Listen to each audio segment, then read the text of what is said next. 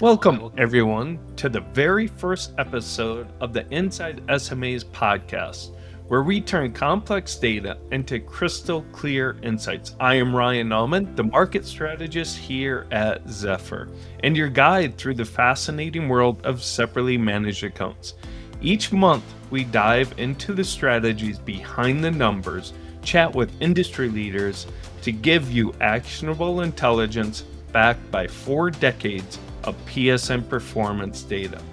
So, whether you're an asset manager, advisor, or institutional investor, consider this your VIP access to the SMA universe. There is no better way to kick off this podcast series than having on an industry leader in managed account research who will be sharing some great insight and research about what is in store for SMAs moving forward and what is driving the recent growth. But first, Inside SMAs is brought to you by Zephyr's PSN. For 4 decades, PSN has been a top resource for investment professionals looking for managed account research and data. Asset and wealth managers rely on Zephyr's PSN to effectively reach institutional and retail investors. All right, enough from me. Let's go ahead and bring on the star of the show and get to it. I'd like to give a very warm welcome to Scott Smith. Scott is the Senior Director of Advice Relationships at Cerulli Associates. Scott, thank you so much for coming on the show. It's an honor to have you on. I'm really excited about this conversation. Can you please tell us a little bit more about yourself and Cerulli Associates? Sure, Ryan. Thanks. Great to be here. So, Cerulli Associates is an independently owned research and consulting firm focused solely on the asset and wealth management segments. We've been doing this for about 30 years. We have a pretty good track record of it, and we seem to be leaders in the managed account space specifically. We've been tracking those data points on the plan sponsor side and the asset manager side for over 20 years. As a senior director of advice relationships at Cerulli, I focus on how firms are using fee-based managed accounts and financial planning to serve end investors and help them reach their goals. Yeah, fantastic, Scott. Thank you for that. Cerulli, it's been my go-to uh, firm for research, whether it's on wealth tech, separately managed accounts, private markets. Been fantastic. I love the insight and often gives you a little bit of insight, maybe that's outside the box a little bit, maybe opens up your mind to a few different ideas out there, which I think is fantastic. So let's Great. start there. Let's start at the top. What are some of the overall trends you see in the wealth management space? Sure, I think so. The biggest trends we've seen over the past, like, say, 10 years is this move toward fiduciary alignment across the industry. Back in 2012, about 36% of assets were under a fiduciary relationship for wealth management clients with working with retail advisors. So that's assets on managed account platforms at firms associated with broker dealers or money directly with RIAs. So I said, again, 36% back in 2012. That's up to 56% today. So more than half of assets serving retail investors through traditional advisors are now in a fiduciary relationship, but was only a third just 15 years ago. So we think this is the real trend moving forward. Investors appreciate that fiduciary alignment. Advisors appreciate a fee-based relationship moving forward. I think it's a best case scenario for everyone. The other aspect we're seeing certainly is more of this movement to financial planning and eventually like comprehensive wealth management, right? It's not just about the portfolios anymore. It's about simplifying investors' financial lives and using all their resources to help them meet their goals, not just total return on your portfolio was 16% last year. Let's talk about that. That's not the important thing. The important thing is how is that money going to help me reach my goals? So I think that's the transition we've seen over the last decade in wealth management. Yeah, Scott, that's fantastic. I'm going to age myself here for a second, Scott, but when I started in this industry over 20 years ago, it was more about brokers, broker dealers. Very few in the industry did comprehensive financial plans. It wasn't fee based. Few were doing fee based.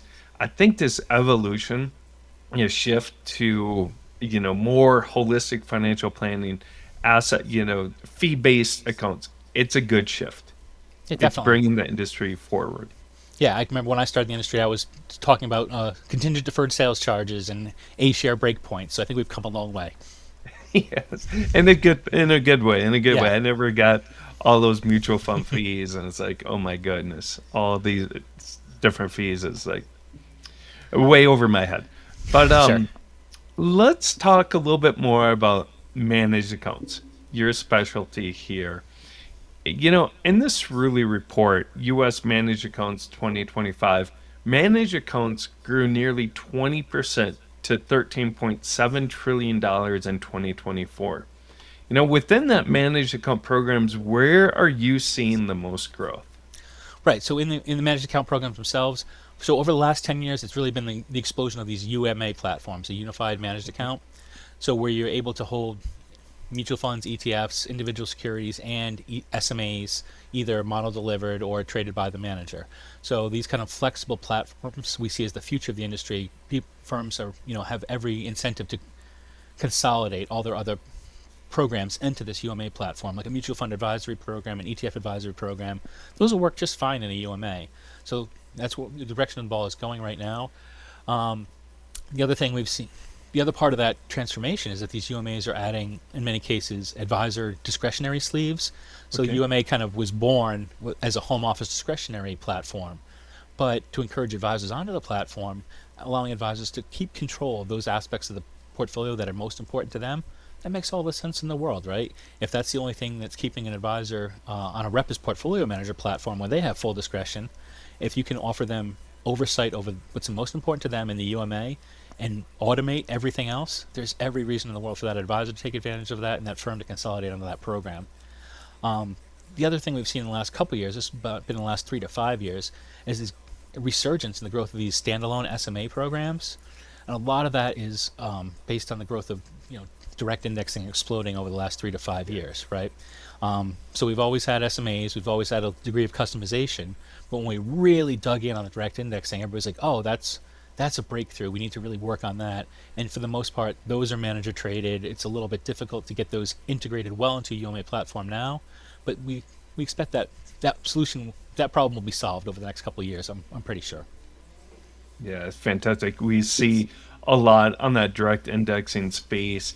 Do you think, and let's focus on the managed account, the separate accounts, SMEs, and their growth. We're seeing that same thing with the PSN data, is a lot of growth, a lot of attention given to separately managed accounts. Is it driven, is that underlying driver primarily driven by the popularity of direct indexing, or are there other trends that are driving that, such as the need for transparency or customization in Yep. investments? I think they're all working together here, right? So definitely the direct indexing is kind of the headline here, but overall, to me, it's personalization and tax optimization. Again, we've had personalization and tax optimization for 20 or 30 years, but advisors are reluctant to use it aggressively. If it started discussions that an advisor might not know the answer to the second or third question a client might have, but now I think that we've normalized it and it's made it easier for advisors to use these, personalize the SMA, both for sector exposures. If you worked at Ford and you had a bunch of Ford stock, you probably don't want automotives in your S&P exposure, right? The example I always use is that neither of us should probably have any financials in our portfolio, but we've never taken that step, right? Because of all of our income is tied to all of our client firms doing well, and yeah, so that diversification should be there. It's a great example. And then the huge opportunities in tax optimization that we haven't taken advantage of since I entered the industry back in '96. We've always kind of mentioned tax optimization, but it's really coming to the fore. We've been scraping around looking for a couple basis points of alpha on investment performance for 20 years, but we're leaving hundreds of basis points on the table when it comes to tax optimization. I think firms are really getting serious about that now, about making that commitment to bring that to the fore and not leave that on the table any longer. Yeah, that's a very good point. And we're seeing that too in the conversations we're having is about tax optimization.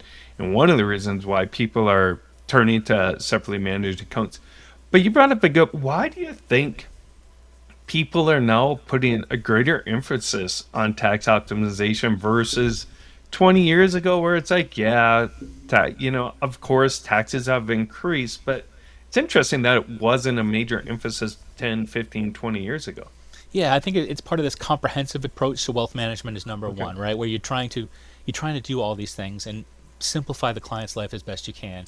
And if you've been answering that question about, my God, why do I get a tax bill every January if I didn't liquidate anything, or I'm doing it's higher than I expected, can you save me on this?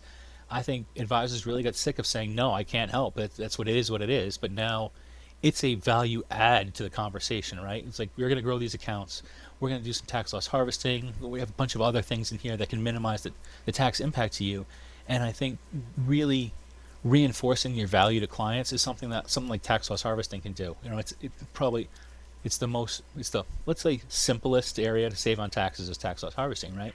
But the ability to, every time you do one of these transactions in April of 2025, right? We had some political decisions went through and the market tanked like 6 or 8, 10% over in a couple day period, right? People were, millions of shareholder accounts had tax loss harvested in that day in April. And firms were able to send to their clients, we harvested a $20,000 loss. This is going to save you $6,500 in taxes next April. And they do that every time throughout the year. Something like that happens. It's a great reminder to clients of exactly the value your advisor is bringing to you that you might not get if you were a more self-directed investor. Yeah, it's fantastic. And one of the greatest benefits of separately managed accounts is that flexibility. Yeah, Right. absolutely. It's hard within a mutual fund to, yes, you just sell the mutual fund, but now a separately managed account, you can pick and choose what are the winners, sellers, and sell those, and just gives you so much more flexibility, right, Scott? Absolutely, yeah. Like you to harvest a loss in a mutual fund, it would have to have hundreds of positions drop at the same time, right? In April, that may have been an opportunity, but being able to focus on the ones with the biggest losses in April instead of taking the whole portfolio out of the market is a lot better opportunity to fine tune that tax loss savings. Yeah. So we talked about the growth in managed account space and separately managed accounts, driven primarily a big chunk of that by direct indexing. Like the report said, the managed account report by Cerulli, 20% growth in 2024. How are managed account sponsors adjusting to this growth? Are they addressing it and answering the demand? Yeah, I think what they're doing is really making it easier for advisors to build portfolios at scale. Like I talked about, integrating advisor discretion with firm level discretion, so you're able to do the routine rebalances without the advisor having to get involved or call clients or anything like that. So that's one aspect of it. Another part is that they're giving advisors better portfolio construction support, whether it's through specialists or tools, or even starting with model portfolios. Like, model portfolios have been a huge topic for the past, I think, since 2019, essentially. And the advisor can use those model portfolios to outsource, or they can use them as a starting point. And that's the one I think is going to get the most traction. It's what I like to call a mosaic approach, right? You start with your home office model, maybe you start with another asset manager's model, and you kind of combine the two things that you see as most effective there. Or maybe there's something as an advisor that you have a strong feeling about. Maybe you're a little bit more excited about small capped emerging markets than the firm is. So maybe your exposure is 10% instead of the firm model at 5%. So I think, being able to give them those tools to make it easier for them to implement and maintain solid portfolios, that's what it's all about. It's not just starting fresh with every client, and it's not the advisor shooting from the hip. It's giving advisors a repeatable process that they can tweak along the way, but having a process you can rely on to get consistent outcomes across your client base is so important. Yeah, Scott, that's fantastic. I love that you brought up scalability, doing it at scale. I think that's so important, especially for the RIAs, those independent advisors who are pulled in so many different directions. Does separately managed accounts offer scalability for a financial advisor, like who maybe they want to spend more time meeting with clients and less time in the investment management space of their practice? Is that one way that they can scale I believe that it is, portion? right? Yeah, because the asset managers are taking on more of these responsibilities internally. A firm like Parametric can take advantage of those responsibilities without the advisor having to act on the tax loss harvest. That's been outsourced to the asset managers. So, the initial setup of the account might be a little bit more timely, where you're making your decisions on what size losses you want to harvest, or if there's any locked positions you don't want, or making a decision about how much style drift you're comfortable with in the SMA in pursuit of these goals. So, the advisor goes through and does kind of discovery, and once he, I always use food analogies when it comes to wealth I love it. management. So once I the love it. advisor kind of sets the recipe, right, the asset manager is going to keep cooking that recipe over and over again based on the instructions from the advisor. So unless the client's circumstances change or the advisor's beliefs change, they usually don't have to do a heck of a lot of maintenance along the way, because that's what the asset manager is there for. It's to take advantage of those quick opportunities. In April, like that bounce was like down in 5 days, back up in 5 days. So unless the advisor was really taking advantage of it, really keeping their eye focused on it, they might miss that opportunity. But a firm is running that process every day and looking for a 5% loss to take.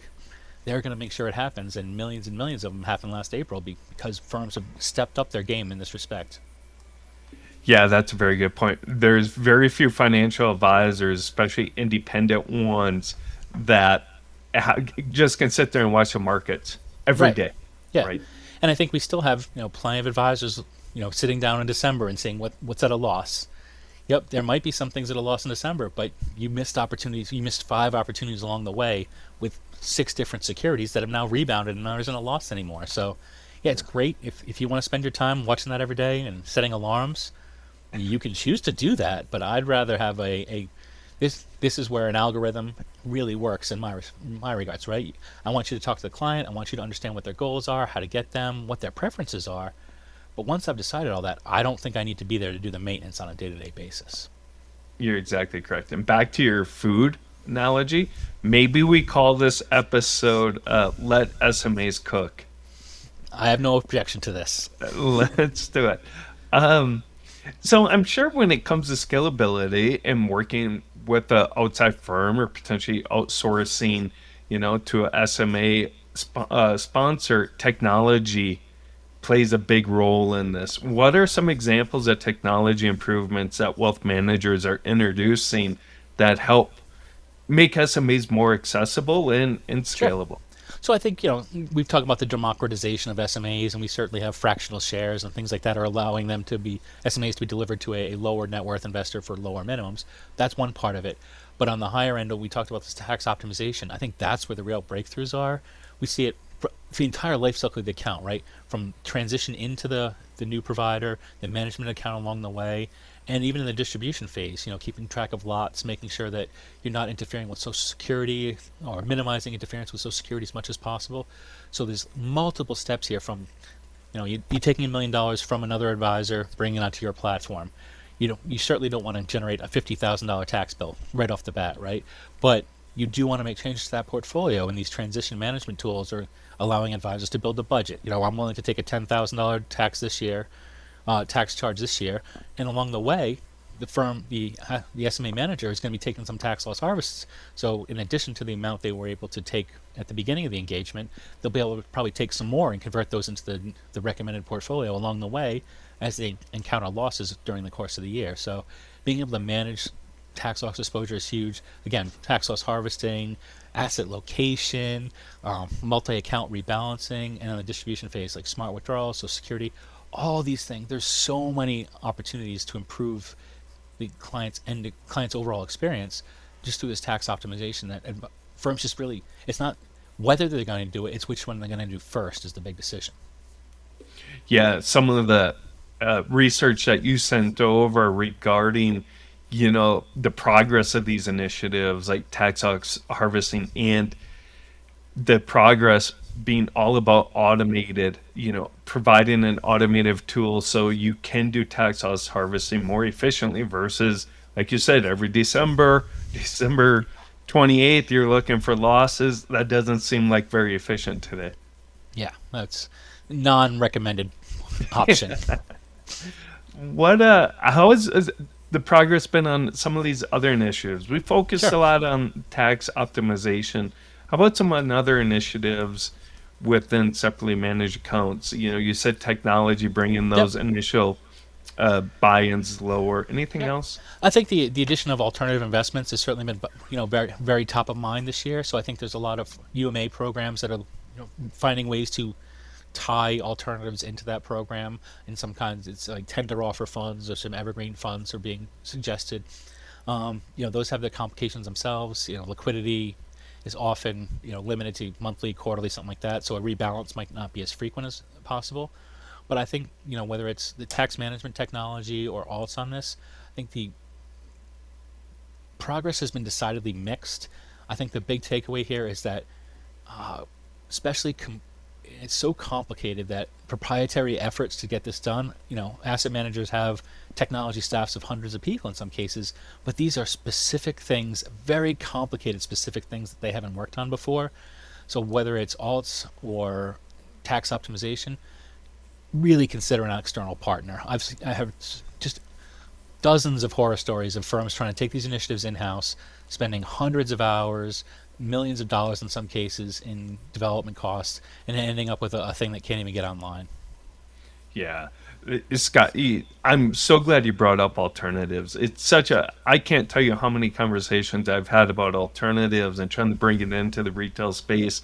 I just saw a headline about, you know, one of the big ETF firms bringing in alternatives into one of their ETF products, but there's only, you can only do up to 15% in Right. ETFs, right? So you're capped there. And does that really make a difference in exposure to alternatives?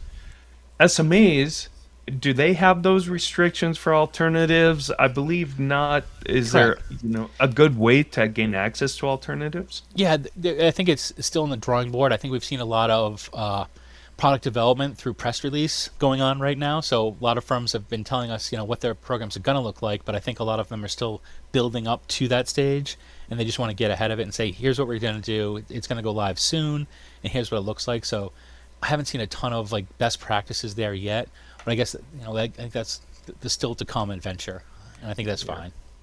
Yeah, I'm a big fan of getting exposure to alternatives, private markets for the retail investor, but I think it's like you said, it's a work in progress here. I think SMAs are a good space to gain exposure to that because of Right. the flexibility, transparency, but a lot of education, a lot of information still needs to be completed before it really goes out to the masses. Yeah, definitely. Yeah, like you said, limits of exposure. Like, and we don't, we see advisors still being a little bit hesitant to go much beyond 5, 10, 15% themselves. So I don't think there's a ton of demand there for huge exposures on the retail wealth manager side. But to your point, having them in there and getting people comfortable with them, it's not an overnight process either. Yeah, and this, Scott, is a whole conversation on its own. I've done some research in Zephyr that shows, alternatives, the impact it has on investment portfolios, and it's a big impact. It moves that efficient frontier to the northwest corner, which you want. But this is another conversation, Yes. which we could fill a whole episode with, for sure. Um, what are you keeping your eye on with any new developments in impact in the SMA space? Yeah, definitely. I think one of the big ones that we've seen, I've seen bubbling up over the past year mostly, is the redeployment or refocus on long short strategies within SMAs.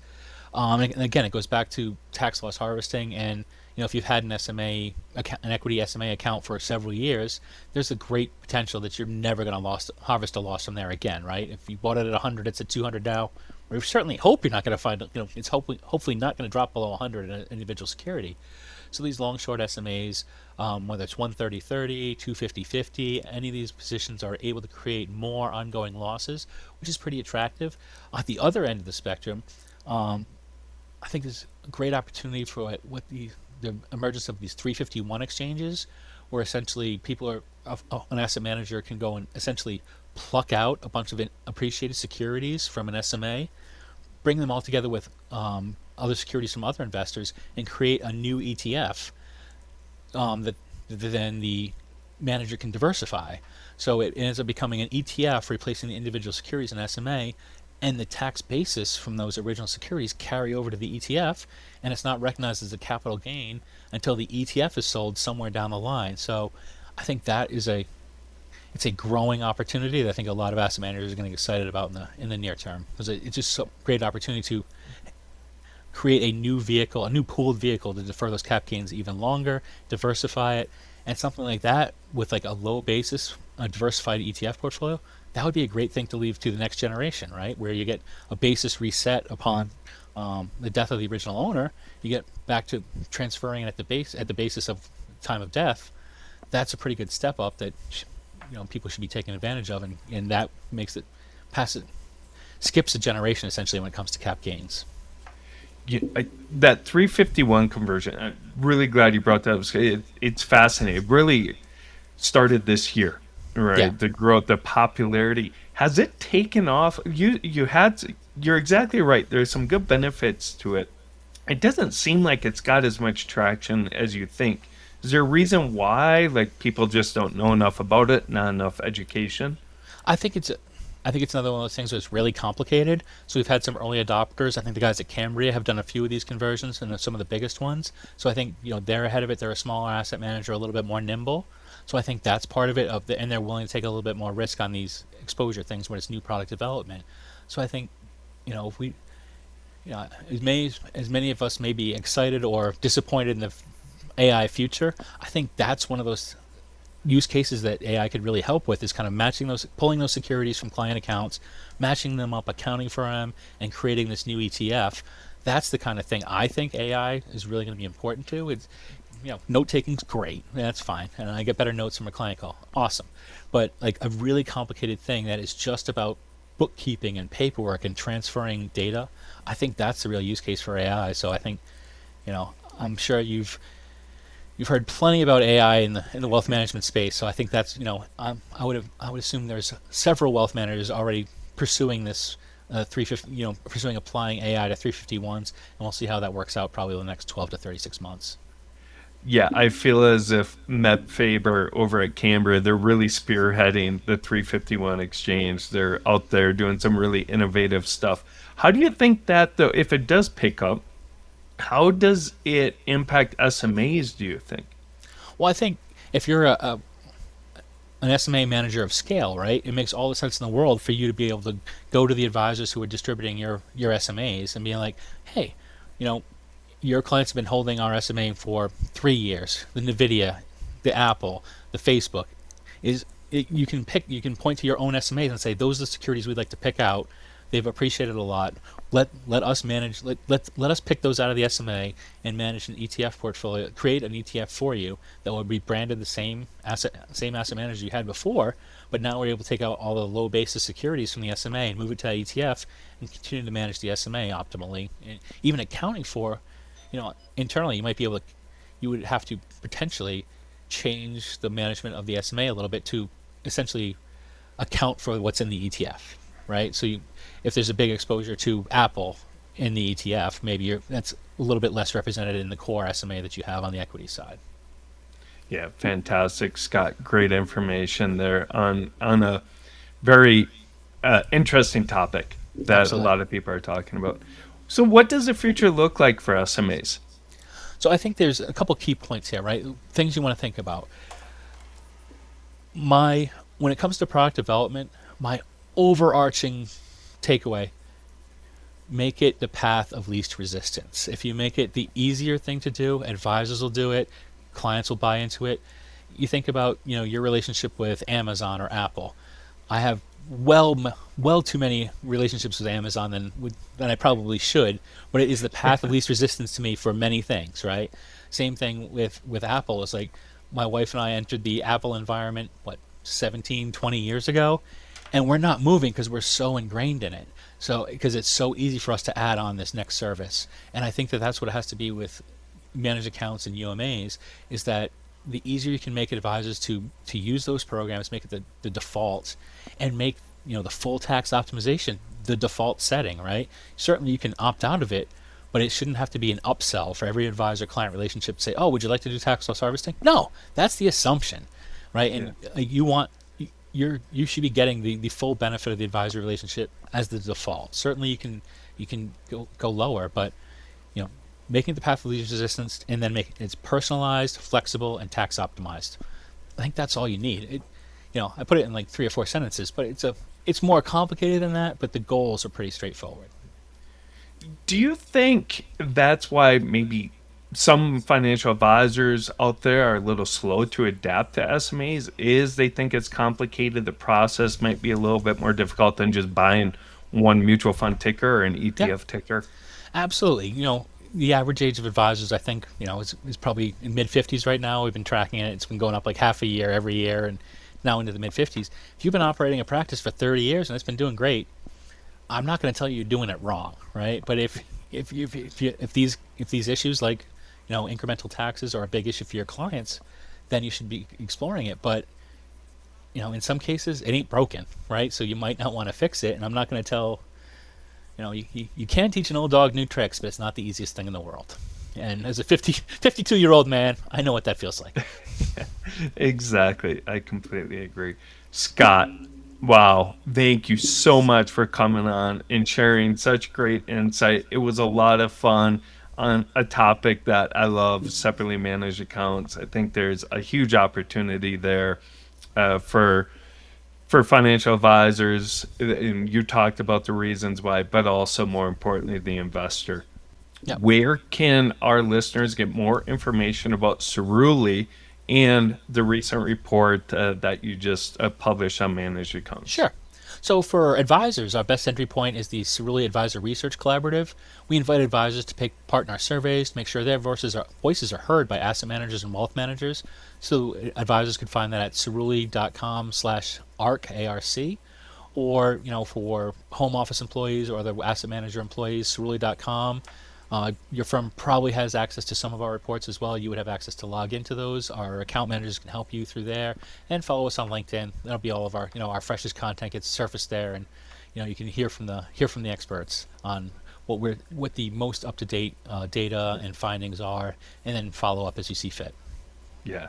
Well, you guys are definitely the experts. Fantastic research Thanks. you guys put out. So thank you. And Scott, thank you so much for being the first guest on Inside SMAs. It's been a real pleasure and treat. Great So to be here, Ryan. Thanks for having me. thank you. That's a wrap for this episode of Inside SMAs. Remember, in a world of investment noise, data-driven decisions speak volumes. I'm Ryan Nauman, inviting you to join us next month for more SMA insights you won't find anywhere else. This has been Inside SMAs, the SMA Data Authority powered by Zephyr PSN.